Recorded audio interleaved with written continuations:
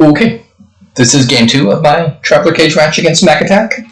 I won the first one in a fun game where I bought 10 curses on my final turn to win.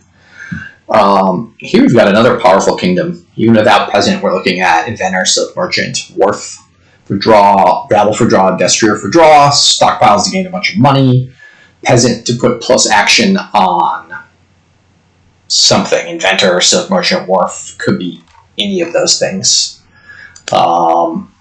Inventor is super strong, can cycle through very quickly, gain a bunch of cards very, very quickly. Stockpiles are very good at gaining things like Wharfs and Destriers. Silk Merchant is good at drawing a lot of cards quickly with the extra stuff. I think I'm going to open Peasant, Silk Merchant, try to get my Peasant up the line to Disciple, and I may keep it at Disciple, or I may decide to add plus action on Silk Merchant.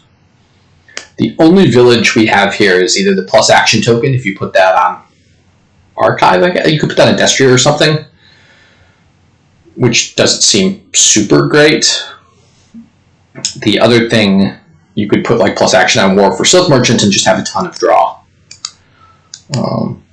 So I have in my next hand 4 money, 4 coppers, and an estate. So I think I will buy I need another Silk Merchant along the way because I need a villager to make sure I don't dead draw my Peasant. So I think I'm probably just going to get a Silk Merchant now and another Stockpile next turn, and then try to get Wharfs a little bit later. The Silk Merchant does interfere with Wharf. They both, the Wharf is a much better long-term card. The Silk Merchant has got that short-term value, and it's cheaper.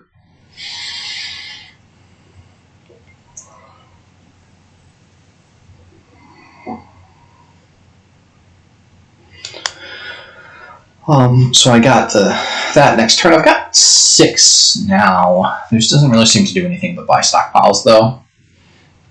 And I think you do want some Destriers. I could even believe that the optimal, if you wanted to use Teacher, the optimal thing would be to put plus action on Destrier, and then use those like Lost Cities, and then use your terminals to play a bunch of Inventors, which is really what I want to be doing. And again, I'm going to go with the Destrier because of action limited here. I do have a Stockpile down there, I believe. Stockpile and another Silk Merchant, so I'll draw here. We'll see what they do. They've gotten Stockpile Peasant into Wharf, Silk Merchant. That seems pretty reasonable. They're delaying, and they're able to play they're able to shuffle their soldier in faster, actually. Well, half a turn faster. Maybe a quarter of a turn faster, depending on how you define it. They have not played their Wharf yet, either. If they bottom decked the Wharf, that's unfortunate. But I bought my Peasant turn 1, played it turn 3, then I played my soldier turn 5. Okay, so I have a fugitive already, so I'm a little bit ahead there, which makes sense because I bought it earlier. But they're going to have a Wharf, which is going to propel them next shuffle. Duplicate. Interesting. Something useful to note is if you play 5 Inventors, Duplicate can gain you colonies. If you play 2 Inventors, Duplicate can gain you provinces. I don't know how much that's going to come up, but it's at least interesting to note. I think I do want another Peasant line, so I'm going to get here Peasant and another Destrier, and then hopefully be able to do something like use Disciple on Destrier to give me plus actions during the turn. Because I'm going to, once the Silk Merchant pile runs out, or even, once you stop buying Silk Merchants, you run out of villagers. In mini kingdoms, if Silk Merchant wasn't here and Inventor wasn't here, I would feel fairly comfortable about putting my plus action token on Wharf and just playing a ton of Wharfs. But with Silk Merchant here, you're incentivized to get those earlier. And with Inventor here, Inventor can do crazy stuff. I'm honestly surprised neither of us have bought an Inventor yet. It doesn't seem unreasonable to have an Inventor and use it to just gain the whole Silk Merchant pile, and then slap plus action on Silk Merchant and they work the first time.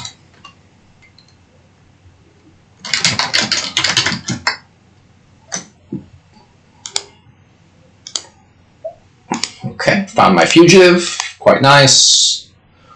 So I do have a stockpile down, and I can consider getting it back. I think that makes sense. I think I'm going to go stockpile inventor here.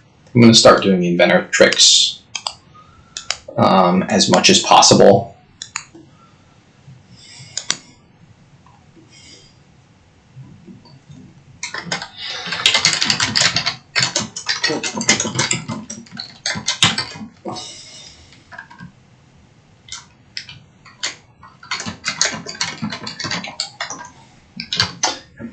I don't need to explain to them that.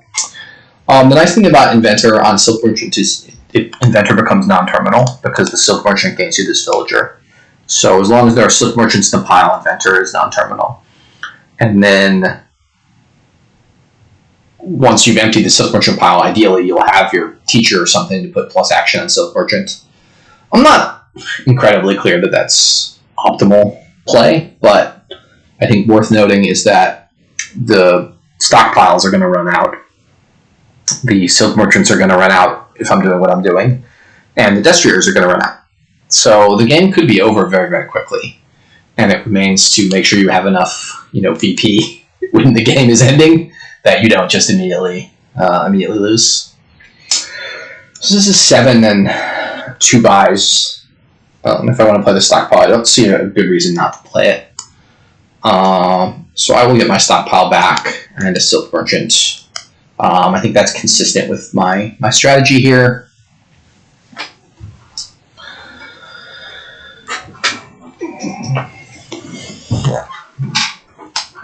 They have exiled the stockpile. We'll see if they...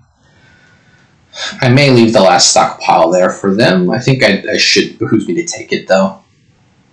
It messes with their strategy.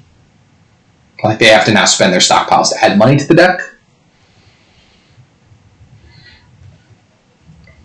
And they got their teacher, their disciple last turn as well. So they'll have a disciple coming up here. Yeah, so if I don't get that stockpile, they'll have one more turn of playing whatever 5 stockpiles, 15 money, and then for 3, get 18 money. So I think I have to deny that. But I'll start by just discipling Inventor. So I decided I was going to gain 1 Silk Merchant, and I can gain a Destrier and buy the last stockpile. And I am going to go for the teacher thing because I am so action limited here. And I will blow up my villagers until I find the teacher. And then if I run out of villagers, I'll have to wait. But we'll see. That was a nice hit, Inventor. I'm happy to have 2 Inventors in the deck, I guess. Honestly, I'd rather have 1 Inventor and all the Silk Merchants plus action, but that's being very, very greedy. As we see, 1 pile is empty, the Silk Merchant pile is low, the Destrier pile is low, and Silk Merchants give you plus buy. So if I play like Inventor to gain 2 Silk Merchants in a turn, then like buy a 3rd Silk Merchant, 2 coppers, and if I've played 5 Silk Merchants, I can just buy all the Destriers for 0 or 1. So it's something that you really need to watch out for. Okay, I do want to trigger this shuffle because it has my teacher in it. So I've got 9 here. The game's not in immediate danger of ending, but it could end soon. So the question is, if they grab a colony or something, how do I get to colony? And I think the answer is I do need to get a platinum here. Just so I have, oh, they've got a platinum in their deck, I can threaten certainly to gain colonies. Without platinums, it's going to be pretty tough for me to gain colonies. Also worth noting is that there's nothing in the trash, so I still have 7 coppers and 3 estates, so I have 7 money in my deck after the stockpiles run out. But once the stockpiles run out, that's the money that's there to be had, and nobody's bought any of the treasures except that 1 platinum. So they're going to have to add a platinum to their deck this shuffle. I may even add another one here. We'll see.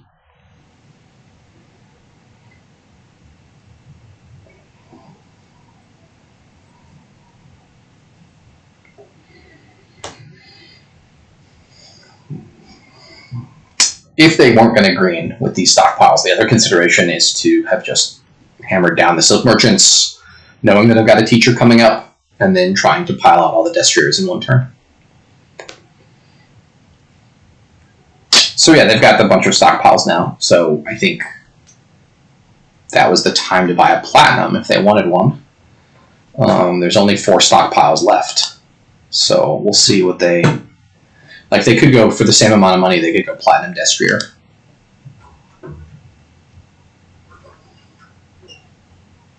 See if that's what they decide to do. Certainly with the ability of Destrier, you should always gain them at the end of the turn.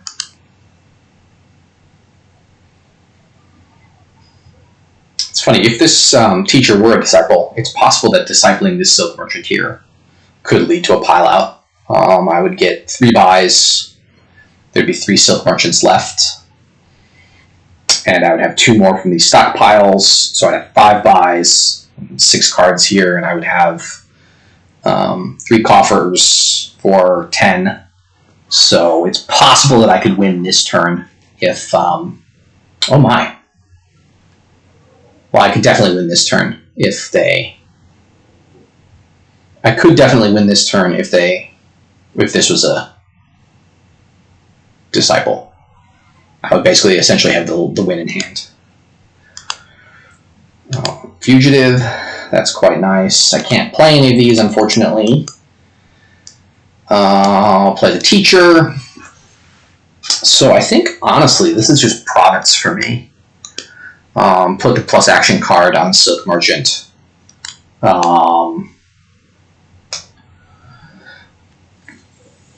And just get a province because the game could end quickly.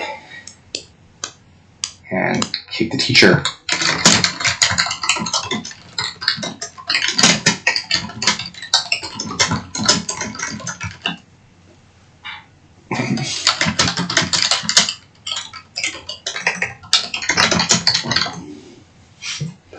Yeah, I don't know that that's guaranteed. I think my teacher strategy is reasonable.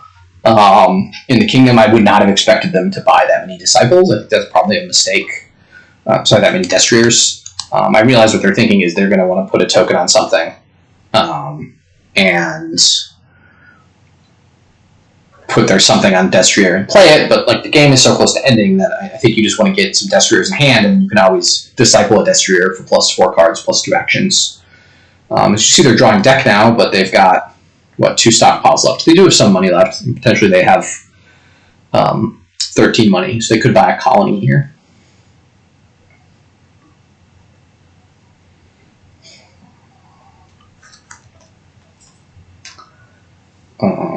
But then they've only got 7 money in deck, so it's tough for them to do anything the next turn. And I have the Inventors, so I can threaten to gain things. They can really only gain, this turn they can gain 13 money worth of items. 1 more 14 money with their coffer. Next turn I can gain more than that. Do I have all the Silk Merchants? I think they must have 1, which is why so they could potentially Disciple the Silk Merchant, but I don't think they'd have enough money to pile here. This is complicated. That I didn't actually compute this. If anyone's watching that disputes it, it's possible I didn't have it in hand, but I had 10 money, and I would have gained another 1, so I'd have 11, and I would have drawn 2 more cards. So we'll see. Okay, so that's the dream there. Play non-Silk Merchants first, with the idea being I can... Okay, they spent a stockpile to buy a province. Okay, so the idea is if I drew my Disciple, I could Disciple a Silk Merchant. And this is, not the best possible turn, but, I'm buying a colony, so I can't complain too much. And again, they've got 10 money in their deck, 11 with this coffer. They can Disciple a Silk Merchant. They should not have taken the teacher last turn.